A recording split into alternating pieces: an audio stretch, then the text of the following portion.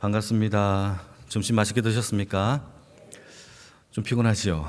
이 시간대가 되면 좀 많이 피곤할 텐데, 그래서 제목을 깨어있으라 라는 제목으로 주의 말씀을 증거하겠습니다.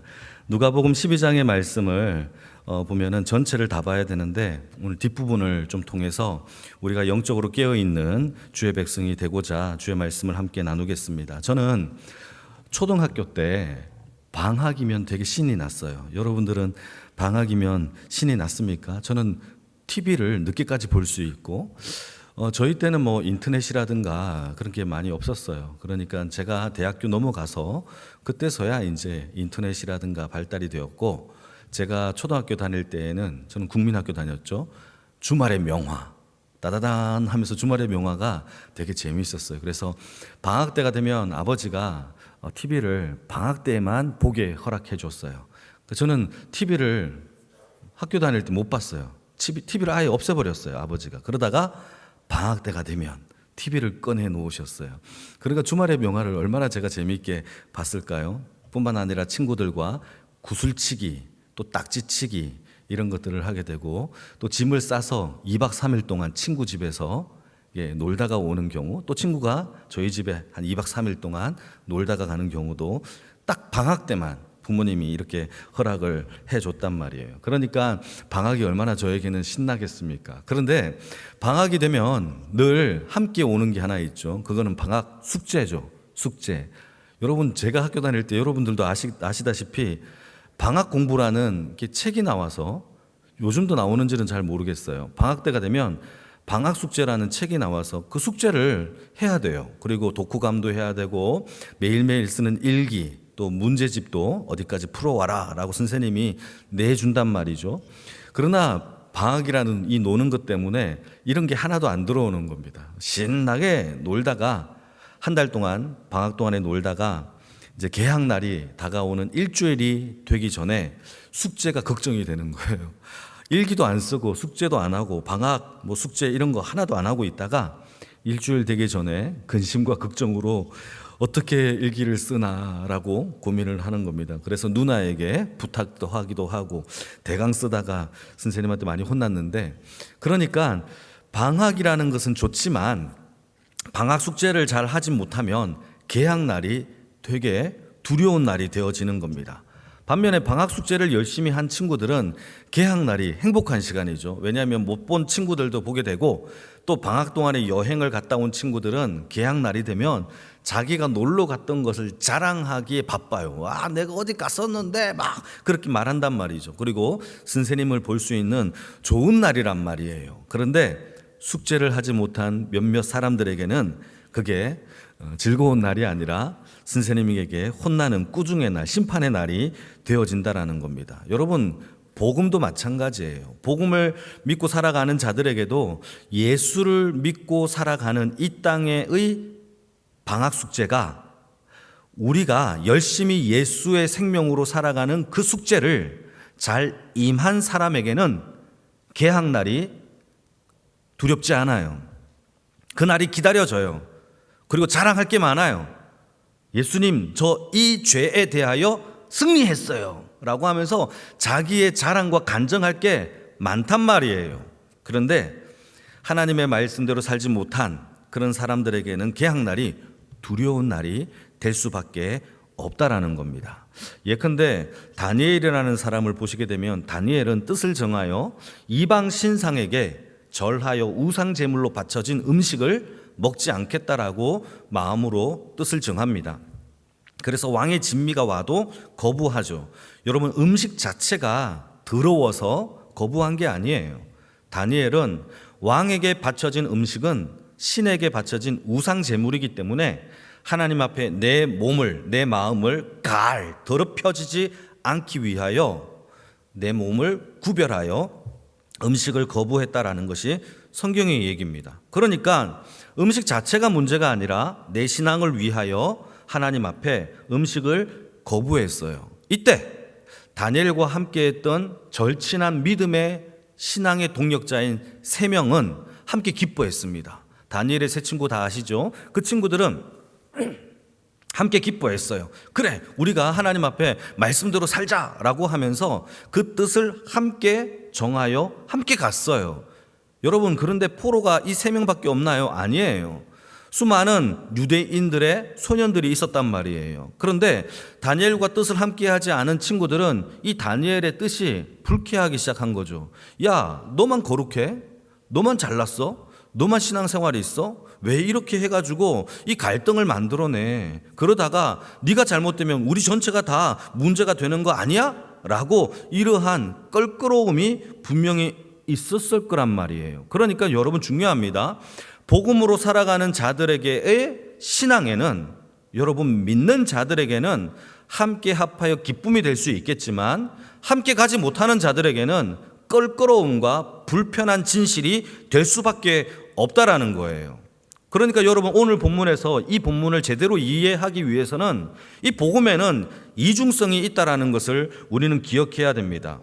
복음에는 믿는 자들에게는 구원과 기쁨과 생명과 즐거움과 만남과 자랑거리가 되지만, 그 함께하지 못하는 복음이 없는 자들에게는, 거부한 자들에게는, 신앙을 제대로 살지 못한 자들에게는 그 날이, 복음의 날이, 주님이 오시는 그 날이 껄끄럽고 불편하고, 그 날이 안 오기를 바고 도망치고 싶고 숨고 싶은 날이 될 수밖에 없다라는 겁니다. 예수님이 이 땅에 오신 목적을 가리켜서 49절에 같이 한번 49절을 읽어볼까요? 시작. 내가 불을 땅에 던지러 왔노니 이 불이 이미 붙었으면 내가 무엇을 원하리요? 무엇을 던졌다? 불이에요, 불.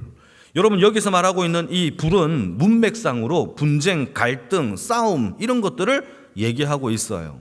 예수님이 불을 던지러 왔대요. 오해하면 안 됩니다.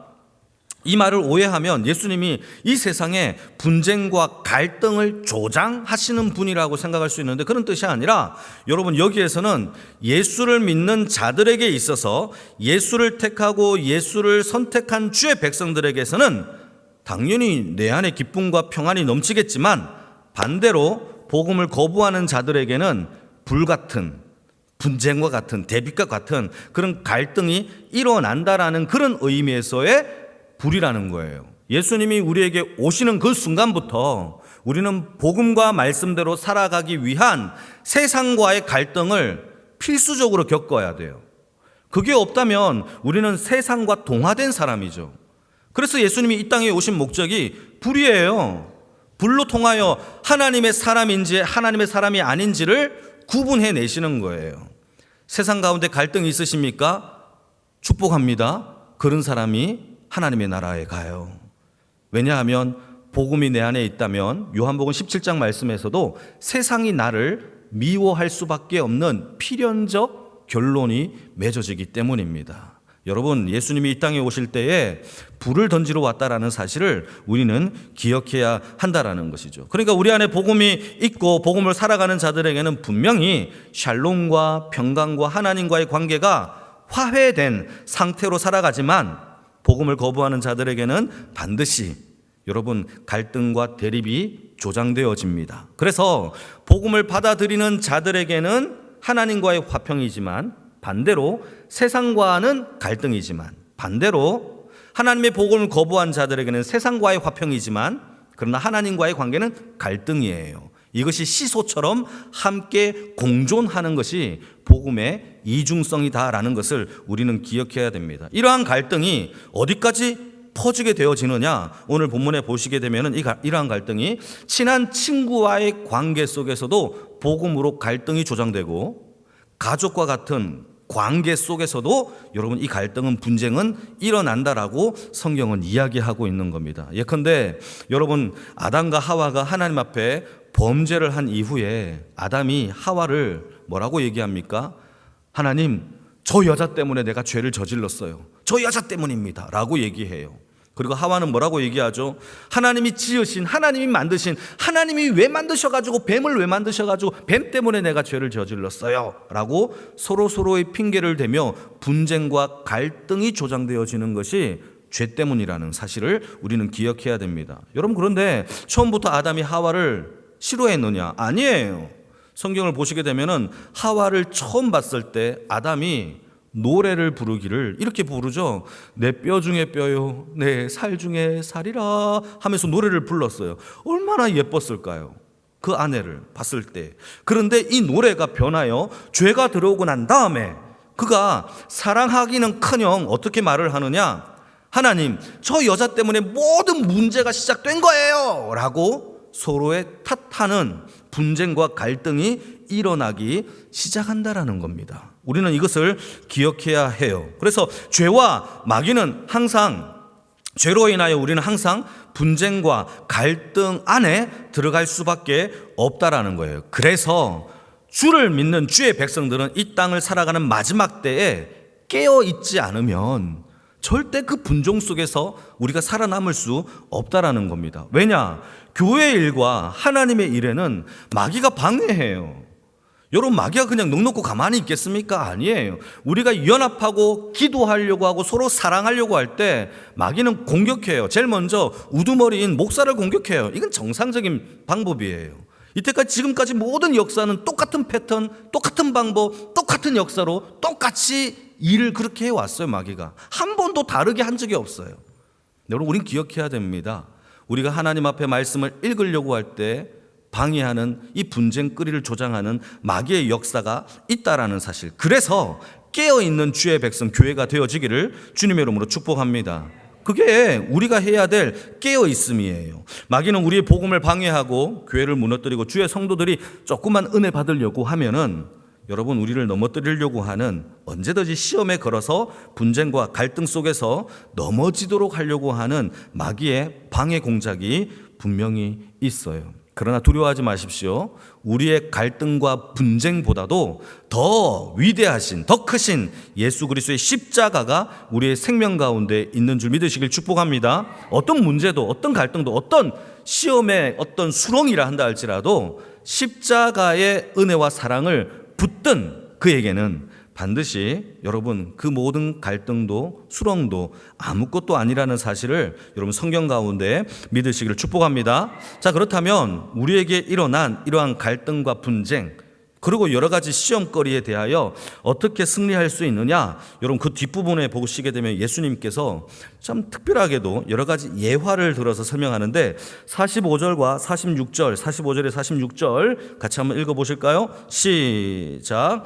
또 무리에게 이르시되 너희가 구름이 서쪽에서 이는 것을 보면 곧 말하기를 소나기가 오리라 하리니 과연 그러하고 남풍이 부는 것을 보면 말하기를 심히 더우리라 하리니 과연 그러하니라. 외식하는 자여, 너희가 천지의 기상은 분간할 줄 알면서 어찌 이 시대는 분간하지 못하느냐.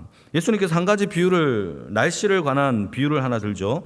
서쪽에서 구름이 일어나는 것을 보면은 소나기가 일어나겠다라고 생각을 하고, 또 남풍이 불어오게 되면은 이제 남쪽에서 더운 바람이 몰아치겠구나, 덥겠구나라고 천지를 분간할 수 있는 그런 분간의 능력이 인간에게 있다라는 거예요. 그러면서 하는 말이 이 시대의 영적인 날씨, 영적인 기상은 왜 분간하지 못하느냐라고 예수님께서 책망하고 계시는 장면입니다. 여러분, 이 말씀은 누구에게 예수님이 이 책망을 했을까요?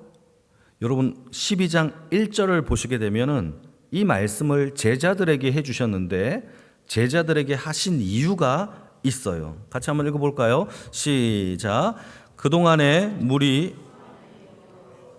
서로 밟힐 만큼 되었더니 예수께서 먼저 제자들에게 말씀하여 이르시되 바리새인들의 누룩 곧 외식을 주의해라. 제자들에게 하는 말씀이긴 한데 제자들에게 바리새인들의 누룩과 외식에 관하여 설명해 주는 내용이라는 것이죠. 그러니까 이 책망들은요, 누구에게 하느냐? 그 당시에 유대인의 지도자였던 바리새인들에게 왜 영적인 분별을 하지 못하느냐라고 책망하는 거예요.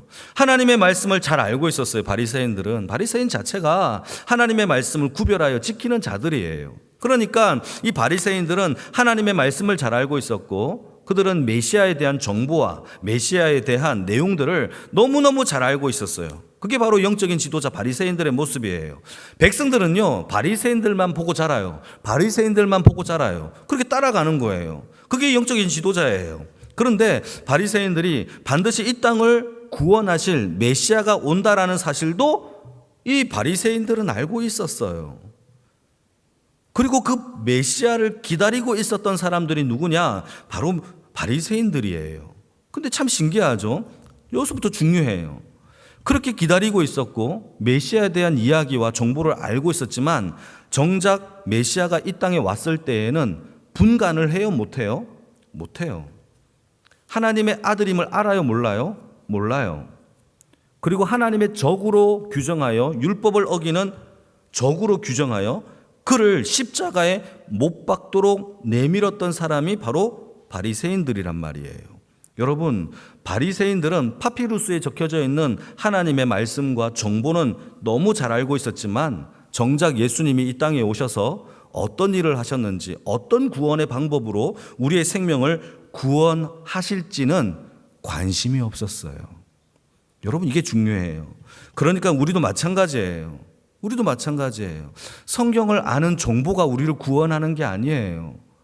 여러분, 다시 성경을 알고 어릴 때부터 교회 다녔다고 해서 우리를 구원하는 것은 여러분 0.1 마이크로미터도 안 돼요. 그런 건 능력이 없어요.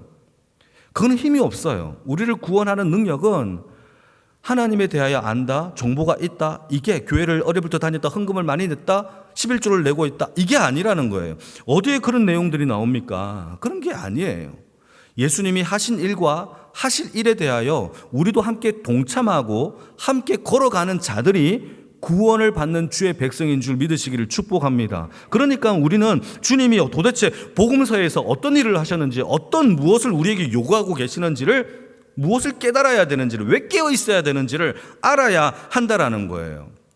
주님께서 우리에게 낮아지도록 요구하십니다. 어디까지? 예, 밑바닥, 죽음까지. 그게 예수님께서 우리에게 요구하는 거예요. 섬기래요. 어디까지? 죽기까지 섬기래요. 십자가를 져야 한대요. 언제까지? 주님이 오실 때까지 그 무거워도 인내하고 참아내래요. 그게 성경에서 얘기하고 있는 우리를 향한 십자가의 내용들이에요. 여러분, 이걸 분간할 수 있어야 돼요. 지금의 시대가 여러분 맑은 날씨예요? 지금의 영적인 시대가 맑은 날씨예요? 어두운 날씨예요? 아니면 심각한 날씨예요? 이게 분간되어져야 돼요. 그러려면 비가 오면 뭘 써야 되죠? 우산을 준비하는 것처럼 우리는 영적인 우산을 준비해야 돼요. 그러기 위해서는 기도하고 말씀으로 우산을 만들어 가는 그런 교회가 되어야 한단 말이죠. 예수님은 저와 여러분들이 그걸 요구하고 있다라는 거예요. 비가 오고 있는데 아무도 우산을 만들고 있지 않는다면 우리는 세상에 나가서 당할 수밖에 없어요.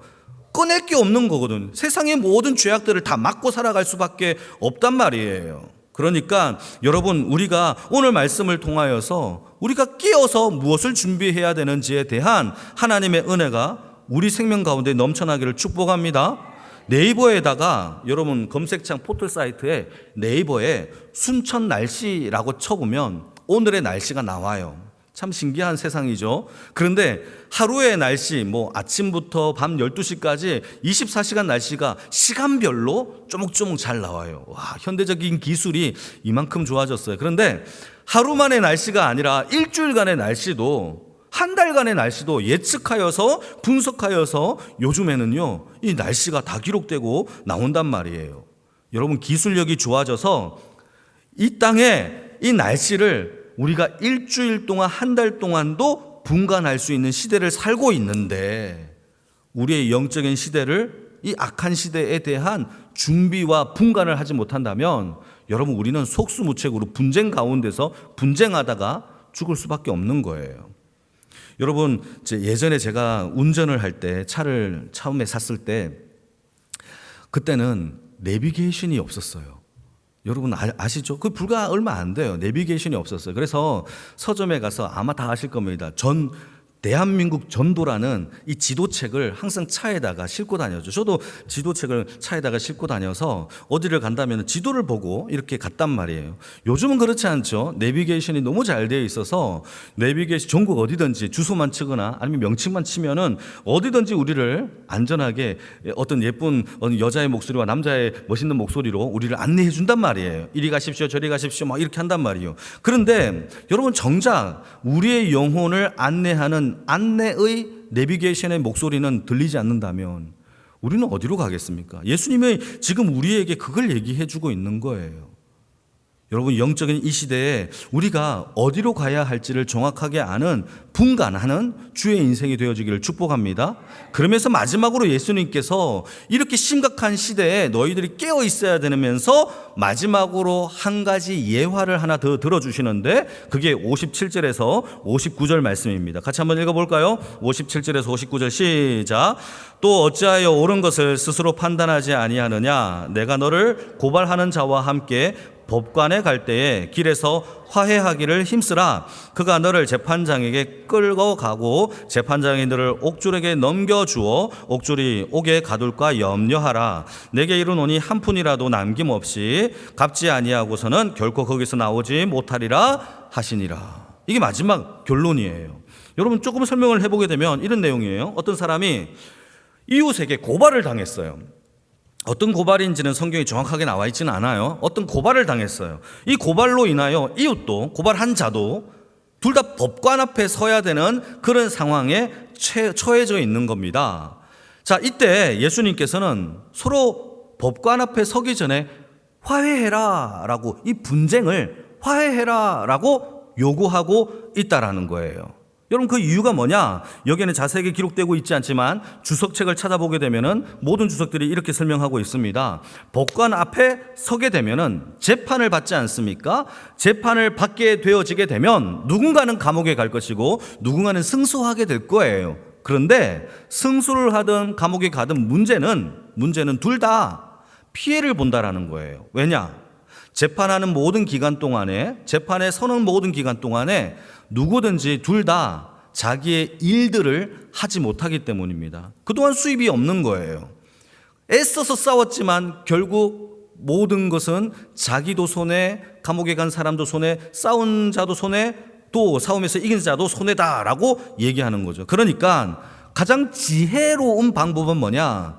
둘이서 서로 화해하는 것이 가장 분쟁에 대하여 지혜로 이기는 승리법이다라고 예수님께서 얘기해 주고 있는 거예요. 여러분, 분쟁이 일어나면 싸우는 것으로 해결하는 것이 아니라, 이게 성경적인 방법이에요. 싸우는 것으로 해결하는 것이 아니라 먼저 손을 내밀어 서로 화해하여 주의 사랑을 실천하는 것이 분쟁을 이기는 방법이다라고 성경은 이야기하고 있어요. 그게 마지막 때를 살아가는, 시대를 구분하는 하나님의 백성의 모습이래요. 여러분, 이게 이해가 되시나요? 마지막 때는요, 우리 가운데 분쟁과 또 갈등들이 있어요.